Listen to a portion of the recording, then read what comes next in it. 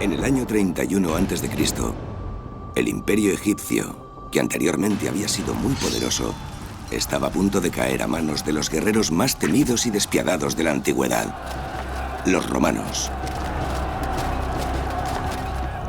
La reina Cleopatra, la última faraona griega de Egipto, había sido traicionada.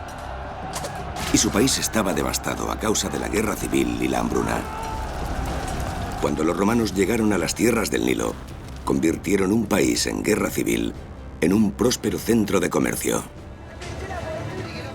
¿Quiénes vinieron hasta aquí? ¿Y por qué vinieron? Desde el Mar Rojo hasta el Nilo, veremos desde ciudades perdidas a montañas de esmeralda, bajo la tierra y a través de los mares. La zona volvió a florecer cuando Roma conquistó Egipto.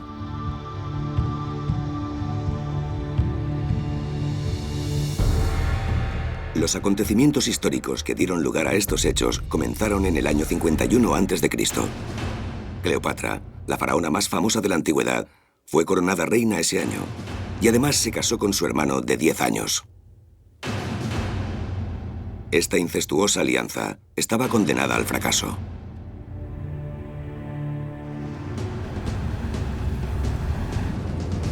Steve Sidebotham, arqueólogo, explorador y aventurero, lleva 20 años intentando recomponer la historia de Roma y Egipto. Hemos descubierto y localizado más de 2.200 kilómetros de calzadas antiguas.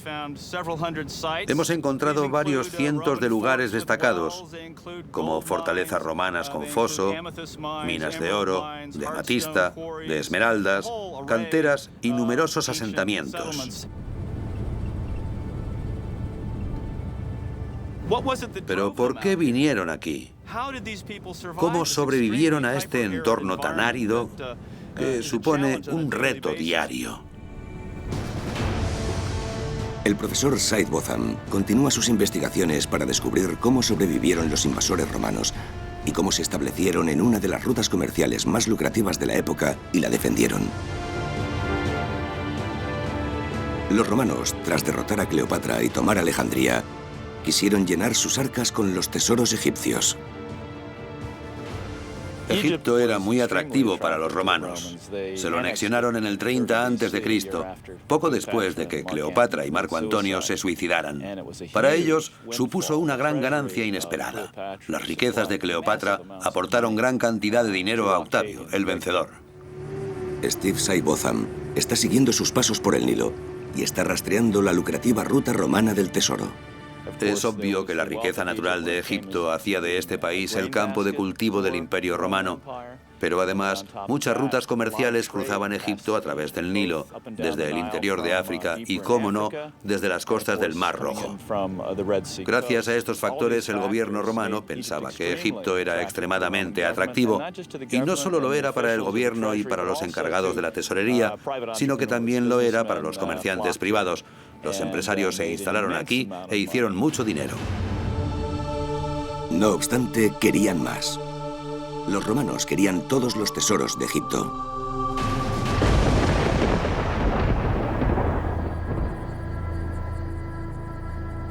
Hace 2000 años, los monumentos de los faraones ya eran antiguos. El templo más grande y magnificente de Egipto, el templo de Karnak, tenía ya más de 1600 años.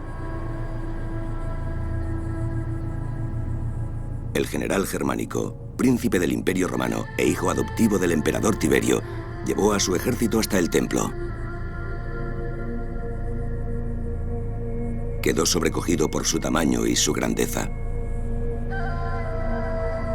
Un viejo sacerdote le tradujo los jeroglíficos y contó a Germánico que Egipto había sido un país civilizado y poderoso, cuyos reyes eran dioses que tenían fortunas inconmensurables.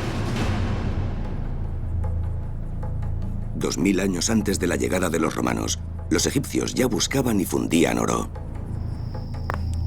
Estos trabajos tan valorados los solían realizar enanos. Los faraones les tenían en alta estima y ocupaban puestos de importancia en la corte. Eran sirvientes, artesanos y joyeros. Tal y como se indica en esta ilustración de una tumba real, el tratamiento del oro se realizaba en secreto. Primero se machacaban las rocas que contenían el oro. Luego la roca desmenuzada y el oro se extendían en un vellón de carnero que después se lavaba. Así las partículas más ligeras se desprendían de la lana y las de oro, que pesaban más, quedaban prendidas y podían recogerlas. Este podría ser el origen de la leyenda del vellocino de oro. Los romanos se hicieron con el control de las minas de oro de Egipto e incrementaron inmediatamente su productividad y sus beneficios. Todo el oro se enviaba a la tesorería del Imperio Romano. La fuente de estas magníficas riquezas estaba situada en una región de Egipto que se denomina Desierto Arábigo y que se encontraba lejos de las fértiles y pantanosas aguas del Nilo. ¿Cómo consiguieron los romanos poblar esta zona tan yerma? Cuando Roma conquistó Egipto. Cuando Octavio derrotó a Cleopatra y a su amante Marco Antonio en la batalla de Actio en el Mar Jónico en el año 31 a.C., en Egipto comenzó una era de dominio romano que duraría 5 siglos. Una de las regiones más afectadas fue la del desierto arábigo, de donde los faraones habían extraído el oro de las joyas que habían enriquecido su reino. Se trataba de una región árida del tamaño de Grecia, donde las temperaturas estivales alcanzan los 55 grados centígrados. La media de precipitaciones de la zona es de 3 milímetros al año. Un lugar inhóspito para los conquistadores romanos. De nuestras investigaciones se desprende que los romanos y sus predecesores helenos eran mucho mejores que nosotros actualmente en cuanto a la recogida de agua de lluvia, su almacenamiento y distribución. Los romanos aplicaron sus conocimientos de arquitectura para construir una serie de almacenes de agua fortificados. La mayoría de ellos se realizaron sobre pozos cavados por los beduinos nómadas de la zona. Los romanos los hicieron más profundos y seguros, ya que en esta parte del mundo las lluvias pueden aumentar y descender de forma dramática. Así que para asegurarse el suministro de agua continuo, tenían que construir pozos muy profundos. En almacenes de agua como este, los viajantes podían beber, dar agua a sus animales por una pequeña cantidad de dinero y protegerse de los maleantes del desierto. Los nuevos gobernantes de Egipto habían sabido adaptarse a las adversas condiciones del desierto.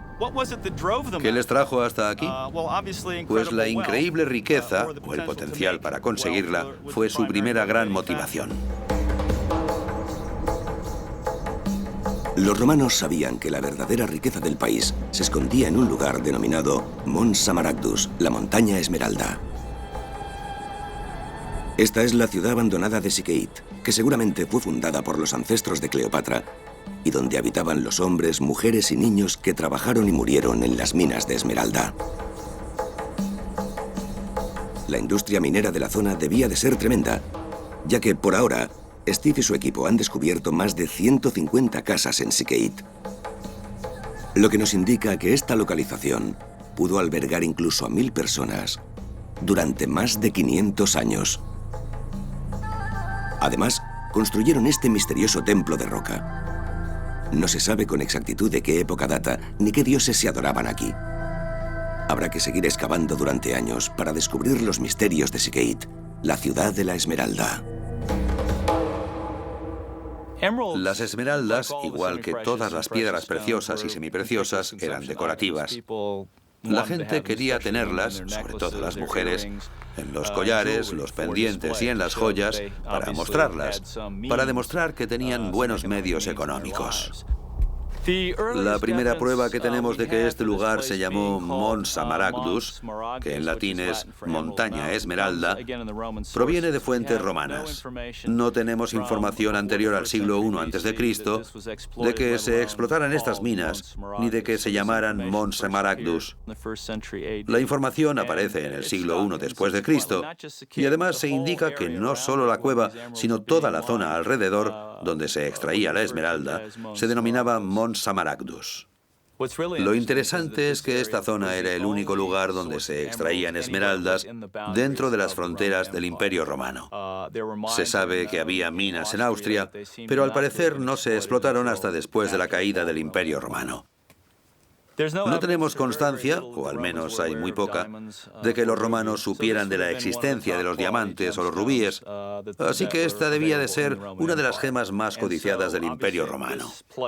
Y por eso este lugar estuvo activo durante como mínimo 500 años para producir gemas que se consumían en grandes cantidades, suponemos que en todo el Imperio Romano.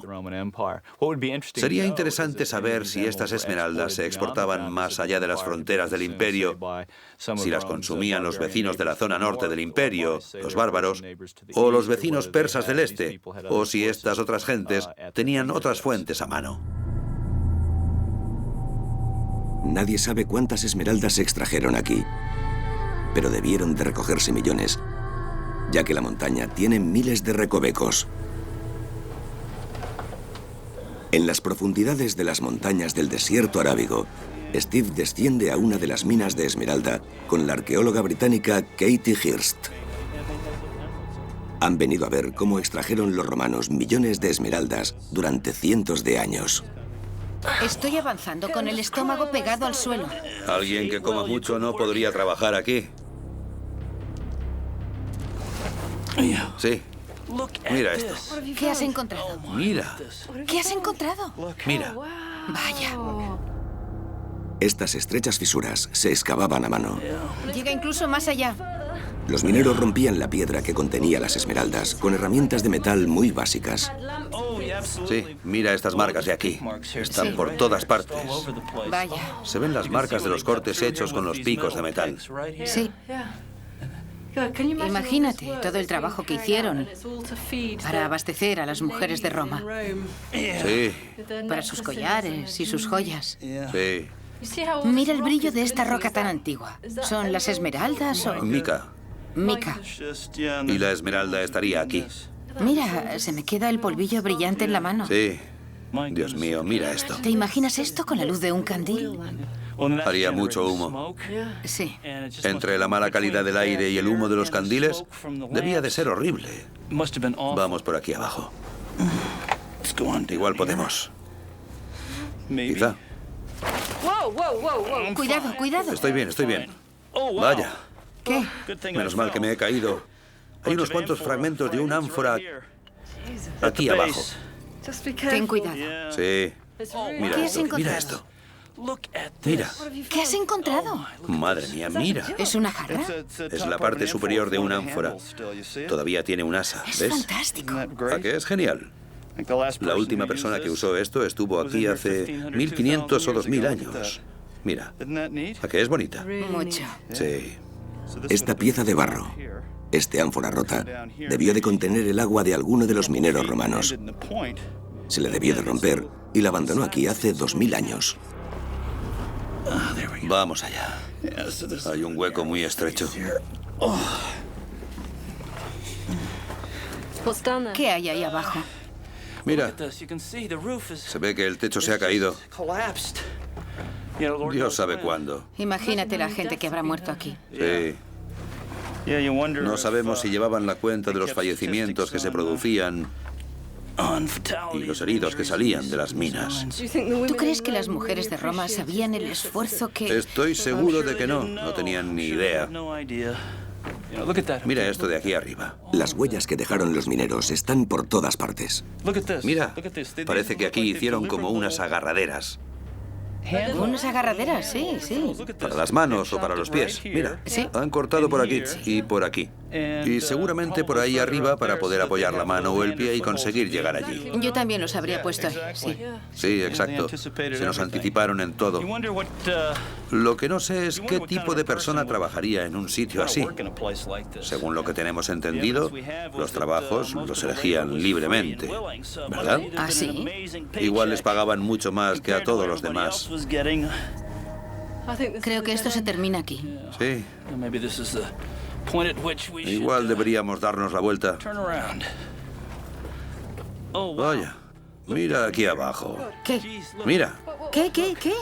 parecen restos de una cesta. ¿La ves? ¿En serio? Mira allí abajo.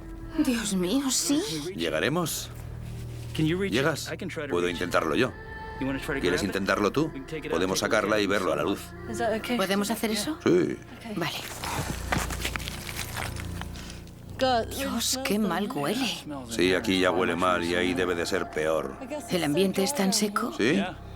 que las cosas se conservan bien. Sí. Es una cesta preciosa. ¿Llegas a por ella? La toco, pero no sé si podré cogerla sin romperla. ¿En serio? Hay muchas piedras. Entonces, ¿la dejamos? Creo que no nos queda otra. Bueno, es mejor dejarla que romperla. Sí. Y es una buena sorpresa encontrar algo así y saber que la última persona que la tocó antes que tú fue un romano.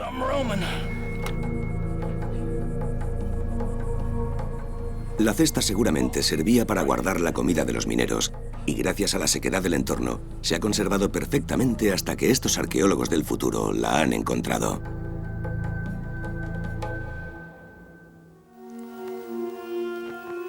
En la antigüedad, las esmeraldas se denominaban el fuego verde.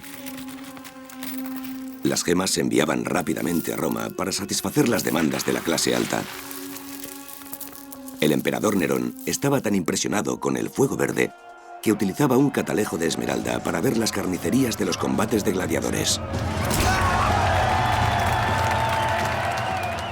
Con el mercado de mercancías egipcias bajo control, los romanos siguieron construyendo ciudades en el desierto según iban avanzando. Estos lugares estaban fortificados y llevan mucho tiempo abandonados, por eso siguen siendo un misterio sin resolver. ¿Quiénes vivían aquí y por qué estaban las ciudades tan protegidas? ¿A quién temían los romanos?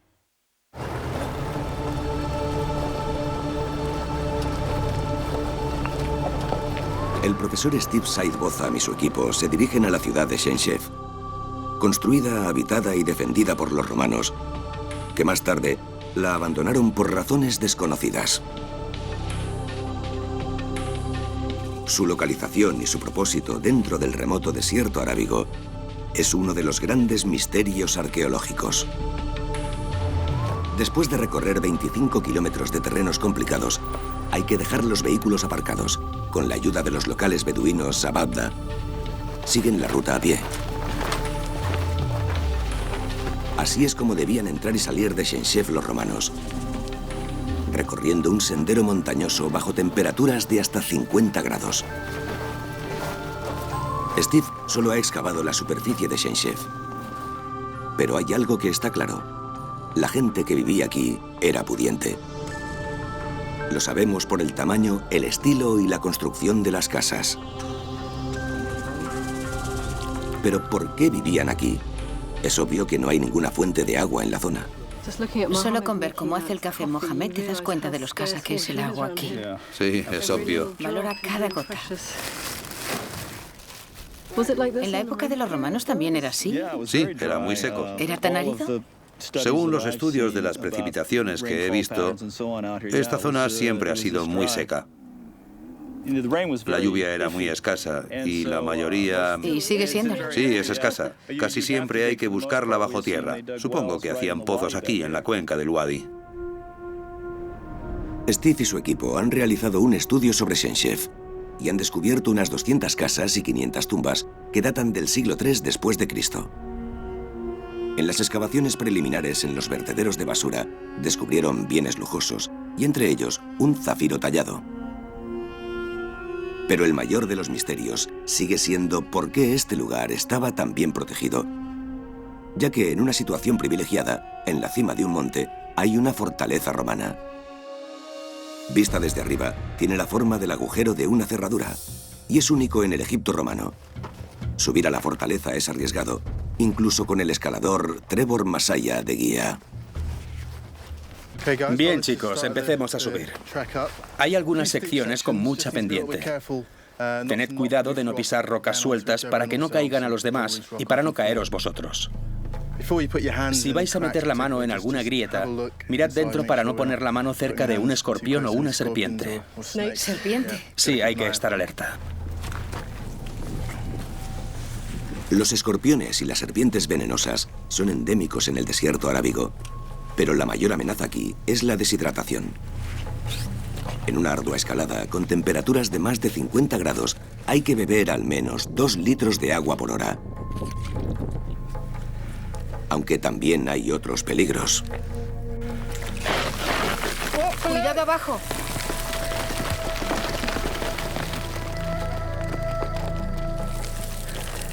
Sigue. ¿Estás bien? Sí, continúa. La vida de los soldados romanos que vigilaban Chenshev y tenían que subir comida y bebida aquí debió de ser muy dura. Entonces, ¿no sabes cuánto tiempo pasaban aquí, Steve? A veces venían 3 meses, otras veces 9 y otras hasta 18 meses. ¿18 meses? Sí. Tras una larga y calurosa escalada, Steve y Katie entran por lo que antaño fue la puerta principal de la fortaleza. Madre mía. Sí. Menuda vista. Es una vista increíble del Mar Rojo. Queda inmediatamente claro por qué los romanos eligieron esta cima. Hay una vista panorámica de 360 grados, perfecta para divisar cualquier ataque enemigo proveniente de cualquier flanco. Pero la razón por la que los romanos decidieron levantar otra fortaleza en un pico cercano y unirla a esta mediante 2 muros sigue siendo un misterio. Es la única fortaleza que hemos encontrado en la zona con estas características, ya que los 2 extremos donde están las fortalezas están en 2 cimas y el camino entre ellas está conectado por 2 muros paralelos. Es raro, ¿no? Es muy raro, sí, no lo entiendo. Supongo que desde aquí ves el valle y desde allí Sí. ves lo demás abajo. Tienes una vista ligeramente diferente. Así veían todos los ángulos. Hasta que se realicen más excavaciones, Chenshev seguirá escondiéndonos sus secretos. Los romanos se dirigieron al este, hacia los desiertos de Egipto, y solo se detuvieron al llegar a Berenice, también llamado Berenique, en la orilla del Mar Rojo. Cuesta imaginar que Berenice fuera una ciudad en auge, uno de los lugares comerciales más lucrativos del mundo antiguo. Ahora ha sido un punto de referencia para las expediciones que ha realizado Steve en los últimos 20 años. Hasta la fecha, ha encontrado más de 20.000 objetos, desde pendientes de perlas, estatuas o candiles, hasta cadáveres, piedras preciosas y cuentas de cristal. Cada uno de ellos oculta una historia diferente. Cuando Roma conquistó Egipto. El arqueólogo Steve Sidebotham lleva más de 20 años explorando el desierto arábigo de Egipto. En Berenique, en el Mar Rojo, él y su equipo han desenterrado un tesoro. Numerosos objetos antiguos. Dichos objetos se guardan en un almacén de alta seguridad y muchos de ellos son únicos en el mundo. Entre ellos hay unas inscripciones de gran tamaño pertenecientes a una fortaleza derruida. Esta está dedicada al emperador Vespasiano. También hay objetos más cotidianos, como ánforas para el ubicuo vino que servía para todo, o vasijas contenedoras de aceites. Los recipientes suelen encontrarse en pedazos, aunque en Berenique la cerámica rota también es importante. Tenemos literalmente cientos de trozos como este, denominados óstraca, y como se puede ver, son trozos de cerámica rota que utilizaban las gentes de la antigüedad para escribir con tinta negra. La mayoría de los que hemos encontrado en Berenique contienen informes. Son listados de la gente que pasaba por la aduana, sus nombres. En muchos casos conocemos los nombres y también indican lo que llevaba cada persona, el número de ánforas llenas de vino, aceite y demás líquidos. Reflejan a la perfección el tipo de comercio que se llevaba a cabo en el puerto. Y como es obvio, sabemos que la gente que escribió esto y la gente sobre la que se escribe eran comerciantes y querían hacer dinero. Pero ¿cómo podía un comerciante hacer dinero en uno de los lugares más remotos del imperio? Steve encontró la respuesta en uno de los edificios más antiguos e importantes de Berenique. Estoy sentado en lo que sería el templo de Serapis, en Berenique, que era el punto más alto de la ciudad. Una construcción prominente de piedra blanca que se veía a bastantes kilómetros a la redonda. Además, seguramente también era visible para los barcos del puerto. Se utilizó durante al menos 4 siglos, 400 años. Y durante ese tiempo, Cleopatra actuaba en Egipto, igual que Marco Antonio y Octavio. En el patio del templo, Steve realizó un descubrimiento que cambió nuestra visión del Imperio Romano para siempre. Encontramos algo increíble en el suelo del patio del templo de Serapis. Allí había enterradas 2 vasijas de barro gigantes y cuando las examinamos pensamos que había restos de carbón en el fondo. Pero al empezar a sacarlo, nos dimos cuenta inmediatamente de lo que era. Eran granos de pimienta negra y había 7,5 kilos de ellos en esta vasija. Se trata de la mayor cantidad de pimienta que se ha encontrado nunca en un yacimiento histórico del Imperio Romano. Pero, ¿por qué era tan importante la pimienta? Porque la pimienta no es originaria de Egipto ni de África. La pimienta crece en Asia, y más en concreto, en la parte occidental de la India. La vasija de pimienta que Steve encontró en el templo ofrece la prueba fehaciente de que los romanos habían conseguido navegar hasta el Océano Índico, más allá de los límites de su mundo.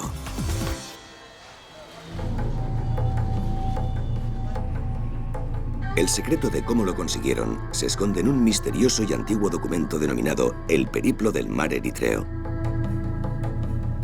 Una guía de la navegación de tan solo 66 párrafos que enseñaba a los marineros y comerciantes romanos cómo llegar hasta la India. Era más que un mapa, ya que indicaba a los viajantes qué tenían que llevar, qué comprar, dónde estaban los mejores mercados, cómo llegar y cuándo viajar. El anónimo autor del primer libro de navegación había descubierto el secreto de los vientos monzónicos. Si los barcos partían del Mar Rojo en septiembre y se dirigían al este, se encontrarían los vientos monzónicos en el sentido de las agujas del reloj, que provenían del Ecuador y les ayudarían a llegar a la India en tan solo 45 días.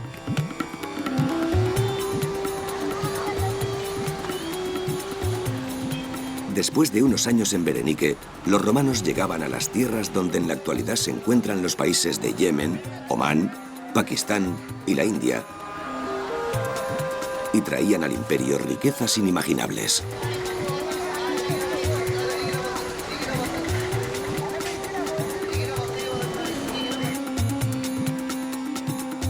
Berenice se convirtió en una ciudad concurrida, un mercado internacional, donde se podía vender y comprar de todo. Estamos en el centro de Berenice y estamos caminando por una de las calles principales de la ciudad. Es la calle más importante que cruzaba de este a oeste y unía el templo por la zona residencial y comercial con la basílica. Enterrado entre los edificios más antiguos de Berenice, Steve encontró un vertedero de basura ancestral debajo de lo que una vez fue la calle principal. Hay un fantástico almacén de información sobre los antiguos habitantes de Berenice. Es basura del 400 después de Cristo y a los arqueólogos nos encanta la basura. Somos amantes de la basura. Estos son minas de oro para los arqueólogos. Se puede encontrar gran variedad de objetos, desde cosas mundanas a objetos de lujo. Por ejemplo, acabamos de encontrar esta cuenta de collar.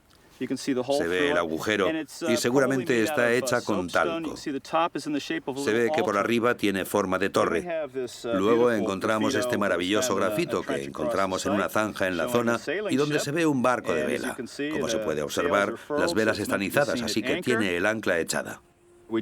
Esto lo hemos encontrado hace 10 minutos. Es una tapa para vasijas hecha de yeso y con unas letras griegas.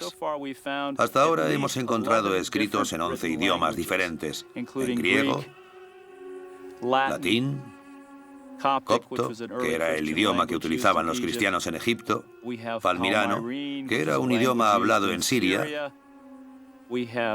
brahmi, que era una lengua usada en el sur de la India, y prócrito. Tenemos una gran variedad de idiomas. Otra de las cosas que hemos encontrado en el vertedero han sido papiros. Este que tengo aquí es una reproducción del que tenemos en el almacén en Coptos. Fue escrito por una mujer cuyo nombre era Jecani Y en él escribe a su hijo. Le dice algo que cualquier madre podría decirle hoy a su hijo. Hace tiempo que no sé de ti. Te he escrito muchas cartas, pero sigo sin saber de ti. ¿Qué haces? ¿Por qué no me escribes? Tu madre. Estos vertederos son almacenes increíbles de historias personales de gente. De algunos sabemos el nombre porque lo pone, pero otros son completamente anónimos.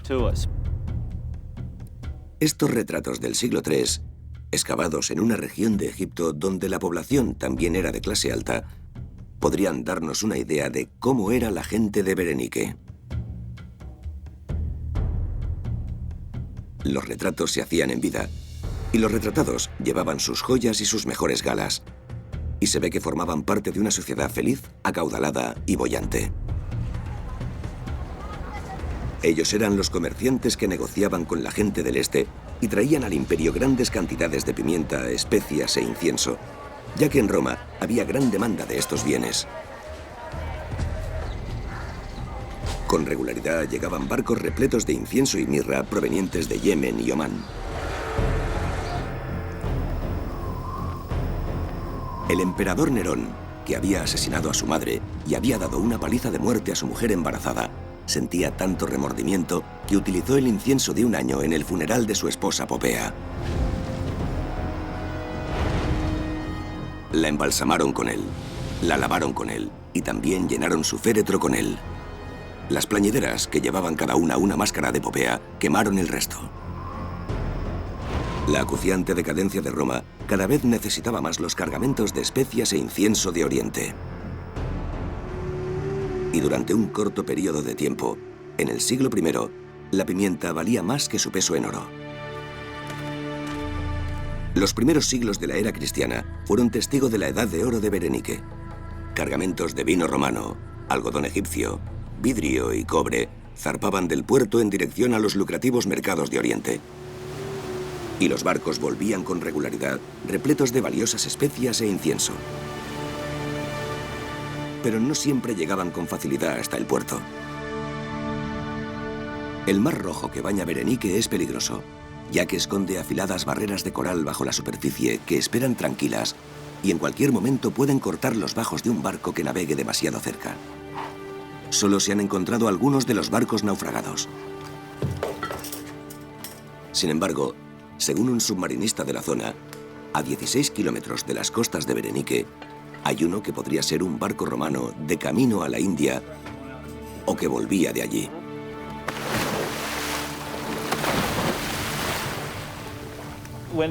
Cuando hemos realizado la inmersión, el agua estaba clara. Así que, según nos hemos acercado a la barrera de coral, hemos visto lo que podían ser ánforas. Hemos descendido. Hemos rodeado un coral y de repente hemos visto un trozo de ánfora que sobresalía del suelo. Ha sido maravilloso. Era bastante grande, como de 1 metro, pero no tenía asas. Y por dentro estaba llena de coral. Pesaba mucho. Ha sido un gran momento, porque hemos constatado que por aquí hubo romanos.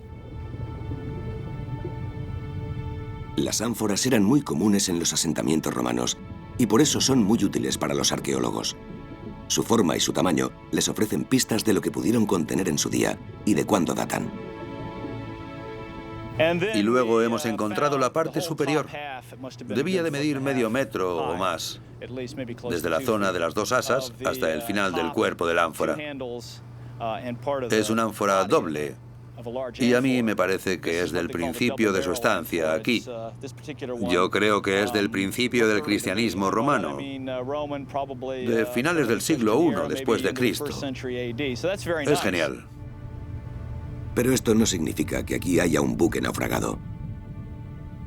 Un barco romano con un cargamento de ánforas pudo haber encallado en el arrecife y en un intento de soltar lastre podrían haber tirado por la borda los recipientes más pesados. Pero entonces encontraron otro tipo de cerámica. Hemos encontrado cuencos y bandejas que son el tipo de objetos que podrían haber utilizado la tripulación o los pasajeros para comer. Estas eran las pruebas que llevaban tanto tiempo buscando. Un barco en peligro no habría tirado por la borda cuencos y bandejas para soltar lastre. Así que estamos ante un buque naufragado. No obstante, hubo barcos suficientes que arribaron a puerto como para que los mercaderes de Berenice consiguieran grandes riquezas. Los romanos habían inventado la economía global. Comerciaban a escala mundial.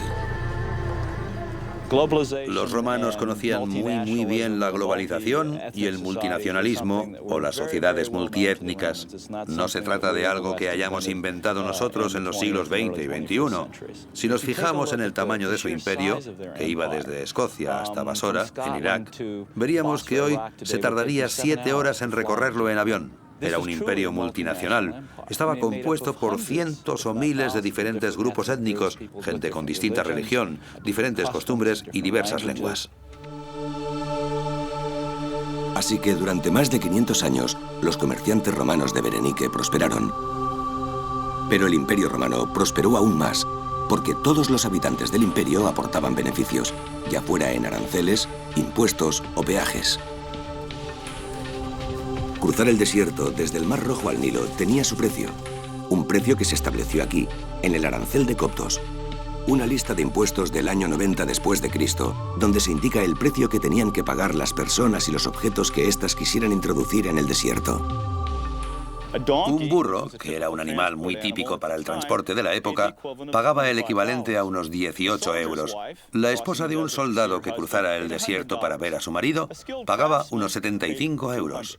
Un artesano pagaba unos 150 euros y solo para que nos hagamos una idea de cómo era la vida en el desierto, las prostitutas pagaban la desorbitada suma de unos 2.000 euros. Nadie escapaba a los impuestos.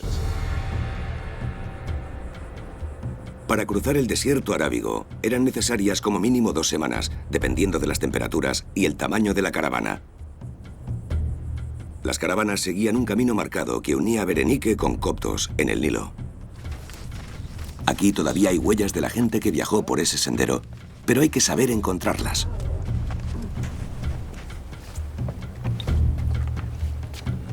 Esto es Wadi Hammamat. Estamos a medio camino entre el Mar Rojo y el Nilo. Es una cantera creada por los faraones para abastecerse de roca para sus templos. Los egipcios de la antigüedad fueron los primeros en firmar sus obras, ya que dejaban su marca. Y muchos visitantes, durante los últimos 3.500 años, también han hecho lo mismo. El lugar está repleto de inscripciones. A mí las que más me interesan son un par que hay arriba escritas en griego y latín, donde se ha escrito el nombre de Gaio Peticius. Según inscripciones que se han encontrado en Italia, esta familia estaba relacionada con el comercio. Y el hecho de que este nombre aparezca aquí, entre el Nilo y el Mar Rojo, indica que llegaron hasta la ruta comercial del Mar Rojo. También hay otros nombres interesantes. Esta de aquí arriba es una dedicatoria de un soldado que se llamaba Julius. La firman Julius el soldado y un amigo suyo que se llamaba Didamatos. ¿Y qué hacían estos hombres aquí escribiendo dedicatorias? Pues debían de estar relacionados con el comercio. Eran mercaderes. Como Peticius o como en el caso de nuestro amigo Julius el soldado, obviamente estaban relacionados con la protección de los comerciantes que viajaban entre el Nilo y el Mar Rojo. Una vez que cruzaba el desierto, la mercancía se cargaba en los barcos y se transportaba por el Nilo hasta Alejandría, la segunda ciudad más grande del Imperio Romano después de la propia Roma. Para los mercaderes, esta era la puerta hacia inimaginables riquezas.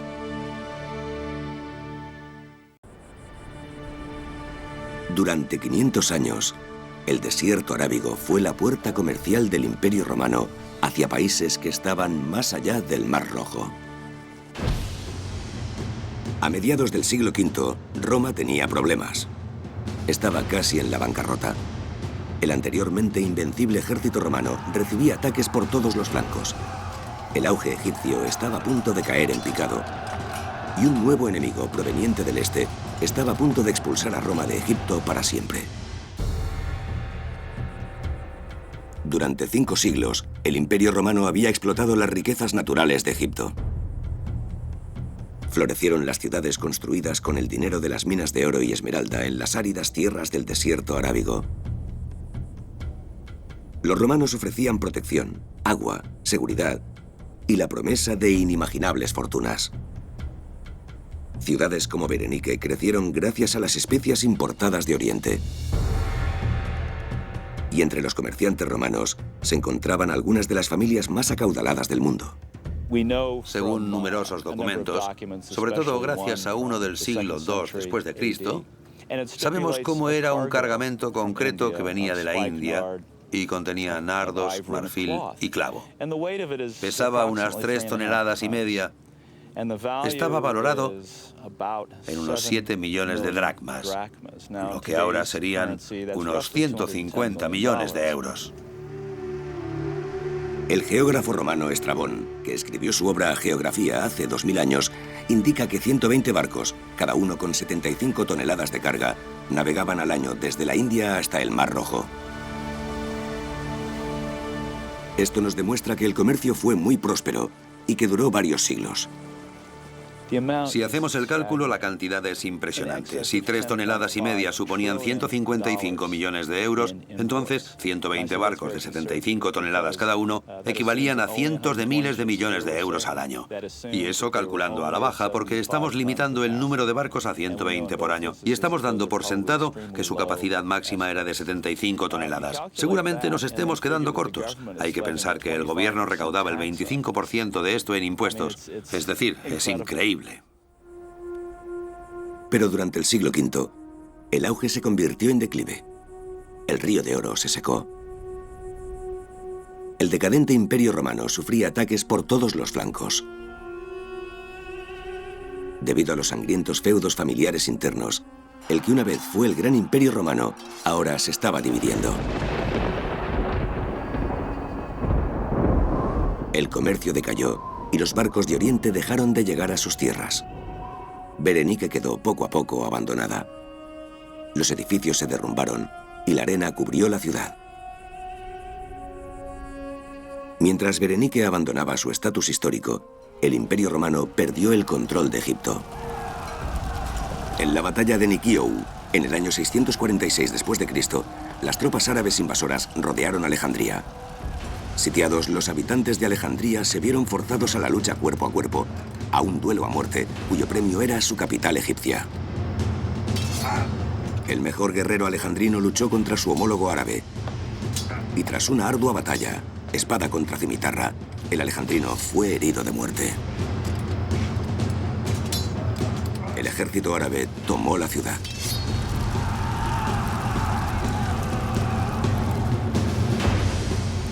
Finalmente, tras más de 600 años de una invasión que se inició con el matrimonio de Cleopatra con su hermano, todo terminó con sangre sobre la arena del desierto. Los sucesores de los primeros invasores romanos se vieron obligados a entregar la llave del tesoro más lucrativo de la historia.